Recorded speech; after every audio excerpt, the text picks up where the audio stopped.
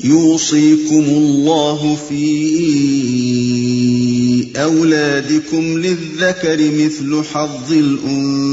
الأنثيين فإن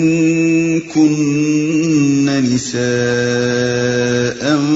فوق 2 فلهن ثلثا ما ترك وإن كانت واحدة فلها النصف وَلِأَبَوَيْهِ لِكُلِّ وَاحِدٍ مِّنْهُمَا السُّدُسُ مِمَّا تَرَكَ إِن كَانَ لَهُ وَلَدٌ فَإِن لَّمْ يَكُن لَّهُ وَلَدٌ وَوَرِثَهُ أَبَوَاهُ فَلِأُمِّهِ الثُّلُثُ فَإِن كَانَ لَهُ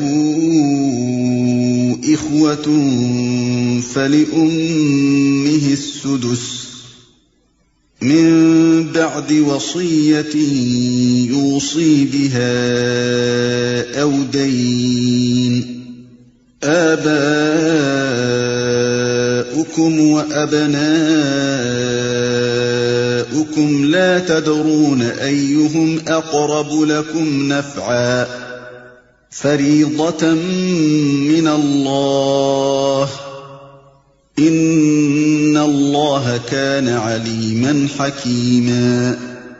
تمہاری اولاد کے بارے میں اللہ تمہیں ہدایت کرتا ہے کہ مرد کا حصہ 2 عورتوں کے برابر ہے۔ اگر میت کی وارث 2 سے زائد لڑکیاں ہوں تو انہیں ترکے کا 2/3 دیا جائے، اور اگر ایک ہی لڑکی وارث ہو تو آدھا ترکہ اس کا ہے۔ اگر میت صاحب اولاد ہو تو اس کے والدین میں سے ہر ایک کو ترکے کا 6واں حصہ ملنا چاہیے، اور اگر وہ صاحب اولاد نہ ہو اور والدین ہی اس کے وارث ہوں تو ماں کو 3واں حصہ دیا جائے، اور اگر میت کے بھائی بہن بھی ہوں تو ماں 6 حصے کی حقدار ہوگی۔ یہ سب حصے اس وقت نکالے جائیں گے جبکہ وصیت جو میت نے کی ہو پوری کر دی جائے اور جو قرض اس پر ہو ادا کر دیا جائے۔ تم نہیں جانتے کہ تمہارے ماں باپ اور تمہاری اولاد میں سے کون بالحاظ نفع تم سے قریب تر ہے۔ یہ حصے اللہ نے مقرر کر دیے ہیں، اور اللہ یقیناً سب حقیقتوں سے واقف اور ساری مصلحتوں کا جاننے والا ہے۔ مرد کا حصہ 2 عورتوں کے برابر ہے۔ میراث کے معاملے میں یہ اولین اصولی ہدایت ہے کہ مرد کا حصہ عورت سے دگنا ہے، چونکہ شریعت نے خاندانی زندگی میں مرد پر زیادہ معاشی ذمہ داریوں کا بوجھ ڈالا ہے اور عورت کو بہت سی معاشی ذمہ داریوں کے بار سے سبکدوش رکھا ہے، لہذا انصاف کا تقاضا یہی تھا کہ میراث میں عورت کا حصہ مرد کی بنسبت کم رکھا جاتا ہے۔ اگر میت کی وارث 2 سے زائد لڑکیاں ہوں تو انہیں ترکے کا 2/3 دیا جائے۔ یہی حکم 2 لڑکیوں کا بھی ہے۔ مطلب یہ ہے کہ اگر کسی شخص نے کوئی لڑکا نہ چھوڑا ہو اور اس کی اولاد میں صرف لڑکیاں ہی لڑکیاں ہوں تو خواہ 2 لڑکیاں ہوں یا 2 سے زائد، بہرحال اس کے کل ترکے کا 2/3 حصہ ان لڑکیوں میں تقسیم ہوگا اور باقی 1/3 دوسرے وارثوں میں۔ لیکن اگر میت کا صرف 1 لڑکا ہو تو اس پر اجماع ہے کہ دوسرے وارثوں کی غیر موجودگی میں وہ کل مال کا وارث ہوگا، اور دوسرے وارث موجود ہوں تو ان کا حصہ دینے کے بعد باقی سب مال اسے ملے گا۔ اگر میت صاحب اولاد ہو تو اس کے والدین میں سے ہر ایک کو ترکے کا 6واں حصہ ملنا چاہیے۔ یعنی میت کے صاحب اولاد ہونے کی صورت میں بہرحال میت کے والدین میں سے ہر ایک 1/6 کا حقدار ہوگا، خواہ میت کی وارث صرف بیٹیاں ہوں یا صرف بیٹے ہوں یا بیٹے اور بیٹیاں ہوں یا 1 بیٹا ہو یا 1 بیٹی، رہے باقی 2/3 تو ان میں دوسرے وارث شریک ہوں گے۔ اور اگر وہ صاحب اولاد نہ ہو اور والدین ہی اس کے وارث ہوں تو ماں کو 3واں حصہ دیا جائے۔ ماں باپ کے سوا کوئی اور وارث نہ ہو تو باقی 2/3 باپ کو ملے گا، ورنہ 2/3 میں باپ اور دوسرے وارث شریک ہوں گے۔ اور اگر میت کے بھائی بہن بھی ہوں تو ماں 6 حصے کی حقدار ہوگی۔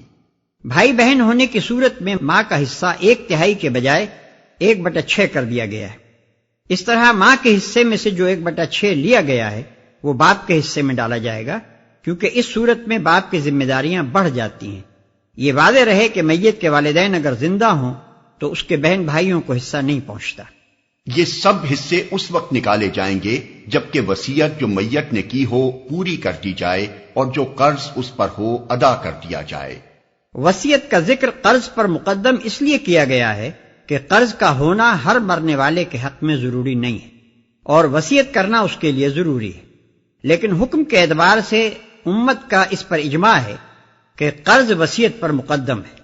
یعنی اگر میت کے ذمے قرض ہو تو سب سے پہلے میت کے ترکے میں سے وہ ادا کیا جائے گا، پھر وصیت پوری کی جائے گی اور اس کے بعد وراثت تقسیم ہوگی۔ وصیت کے متعلق اس سے پہلے ہم بتا چکے ہیں کہ آدمی کو اپنے کل مال کے 1/3 حصے کی حد تک وصیت کرنے کا اختیار ہے، اور یہ وصیت کا قاعدہ اس لیے مقرر کیا گیا ہے کہ قانون وراثت کی روح سے جن عزیزوں کو میراث میں سے حصہ نہیں پہنچتا، ان میں سے جس کو یا جس کو آدمی مدد کا مستحق پاتا ہو اس کے لیے اپنے اختیار تمیزی سے حصہ مقرر کر دے۔ مثلاً کوئی یتیم پوتا یا پوتی موجود ہے، یا کسی بیٹے کی بیوہ مصیبت کے دن کاٹ رہی ہے، یا کوئی بھائی یا بہن یا بھاوج یا بھتیجا یا بھانجا اور کوئی عزیز ایسا ہے جو سہارے کا محتاج نظر آتا ہے، تو اس کے حق میں وصیت کے ذریعے سے حصہ مقرر کیا جا سکتا ہے، اور اگر رشتہ داروں میں کوئی ایسا نہیں ہے تو دوسرے مستحقین کے لیے یا کسی رفاع عام کے کام میں صرف کرنے کے لیے وصیت کی جا سکتی ہے۔ خلاصہ یہ ہے کہ آدمی کی کل ملکیت میں سے 2/3 یا اس سے کچھ زائد کے متعلق شریعت نے میراث کا ضابطہ بنا دیا ہے، جس میں سے شریعت کے نامزد کردہ وارثوں کو مقررہ حصہ ملے گا، اور 1/3 یا اس سے کچھ کم کو خود اس کے ثوابدید پر چھوڑ دیا گیا ہے کہ اپنے مخصوص خاندانی حالات کے لحاظ سے، جو ظاہر ہے کہ ہر آدمی کے معاملے میں مختلف ہوں گے، جس طرح مناسب سمجھے تقسیم کرنے کی وصیت کر دے۔ پھر اگر کوئی شخص اپنی وصیت میں ظلم کرے یا بالفاظ دیگر اپنے اختیار تمیزی کو غلط طور پر اس طرح استعمال کرے جس سے کسی کے جائز حقوق متاثر ہوتے ہوں، تو اس کے لیے یہ چارہ کار رکھ دیا گیا ہے کہ خاندان کے لوگ باہمی رضامندی سے اس کی اصلاح کر لیں یا قاضی شرعی سے مداخلت کی درخواست کی جائے اور وہ وصیت کو درست کر دے۔ مزید تفصیل کے لیے ملاحظہ ہو میرا رسالہ یتیم پوتے کی وراثت۔ اور اللہ یقیناً سب حقیقتوں سے واقف اور ساری مصلحتوں کا جاننے والا ہے۔ یہ جواب ہے ان سب نادانوں کو جو میراث کے اس خدائی قانون کو نہیں سمجھتے اور اپنی ناقص عقل سے اس کسر کو پورا کرنا چاہتے ہیں جو ان کے نزدیک اللہ کے بنائے ہوئے قانون میں رہ گئی۔ وَلَكُمْ نِصْفُ مَا تَرَكَ أَزْوَاجُكُمْ إِن لَّمْ يَكُن لَّهُنَّ وَلَدٌ فَإِن كَانَ لَهُنَّ وَلَدٌ فَلَكُمُ الرُّبُعُ مِمَّا تَرَكْنَ مِن بَعْدِ وَصِيَّةٍ يُوصِينَ بِهَا أَوْ دَيْنٍ وَلَهُنَّ الرُّبُعُ مِمَّا تَرَكْتُمْ إِن لَّمْ يَكُن لَّكُمْ وَلَدٌ فَإِن كَانَ لَكُمْ وَلَدٌ فَلَهُنَّ الثُّمُنُ مِمَّا تَرَكْتُم من بعد وصية توصون بها أو دين وإن كان رجل يورث كلالة أو امرأة وله أخ أو أخت فلكل واحد منهما السدس فإن كانوا أكثر من ذلك فهم شركاء في الثلث من بعد وصية يوصى بها أو دين غير مضار وصية من الله واللہ علیم حلیم۔ اور تمہاری بیویوں نے جو کچھ چھوڑا ہو اس کا آدھا حصہ تمہیں ملے گا اگر وہ بے اولاد ہوں، ورنہ اولاد ہونے کی صورت میں ترکے کا 1/4 حصہ تمہارا ہے، جبکہ وصیت جو انہوں نے کی ہو پوری کر دی جائے اور قرض جو انہوں نے چھوڑا ہو ادا کر دیا جائے،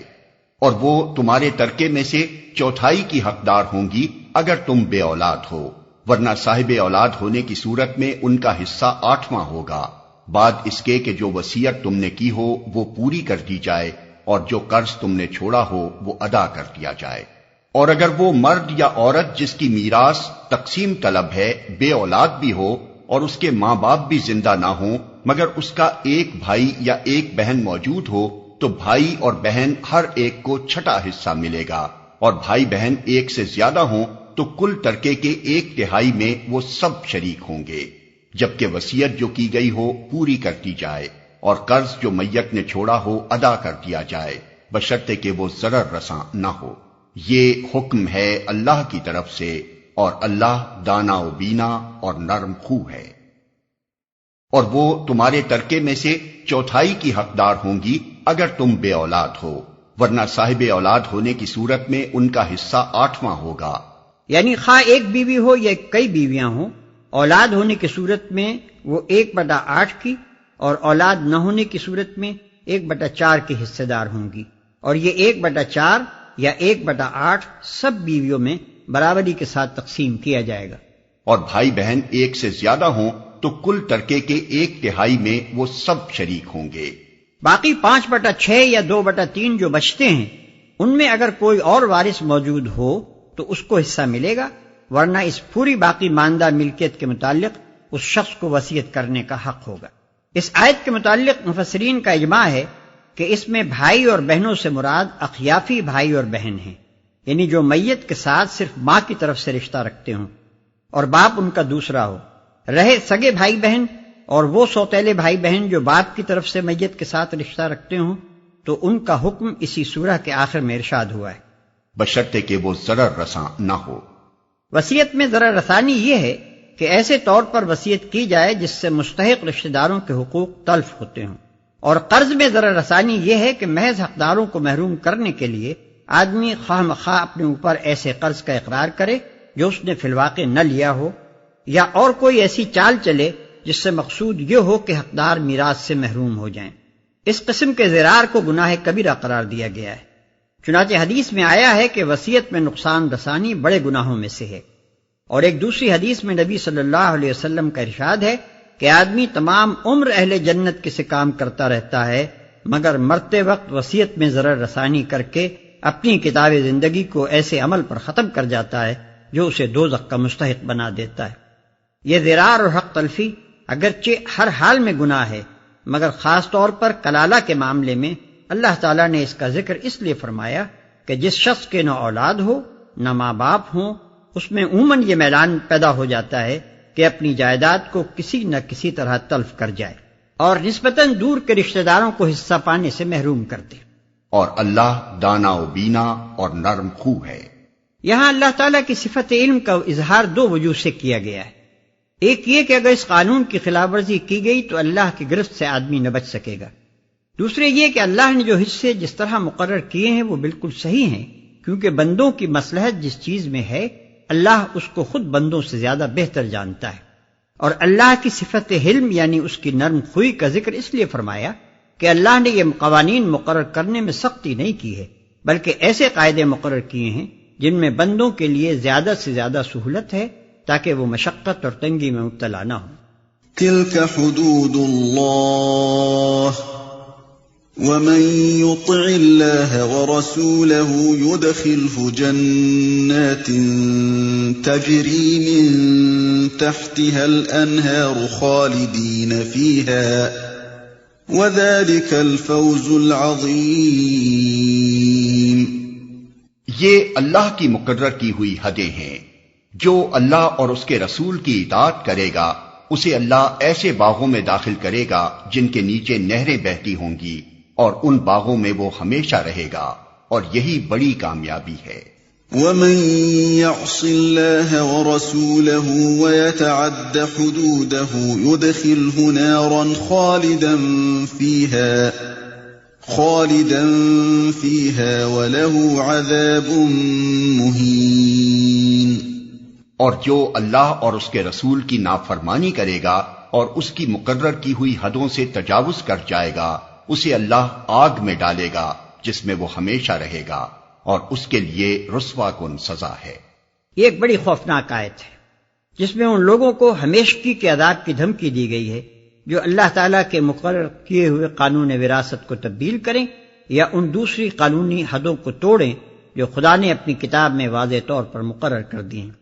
لیکن سخت افسوس ہے کہ اس قدر سخت وعید کے ہوتے ہوئے بھی مسلمانوں نے بالکل یہودیوں کی سی جسارت کے ساتھ خدا کے قانون کو بدلا اور اس کی حدوں کو توڑا۔ اس قانون وراثت کے معاملے میں جو نافرمانیاں کی گئی ہیں وہ خدا کے خلاف کھلی بغاوت کی حد تک پہنچتی ہیں۔ کہیں عورتوں کو میراث سے مستقل طور پر محروم کیا گیا، کہیں صرف بڑے بیٹے کو میراث کا مستحق ٹھہرایا گیا،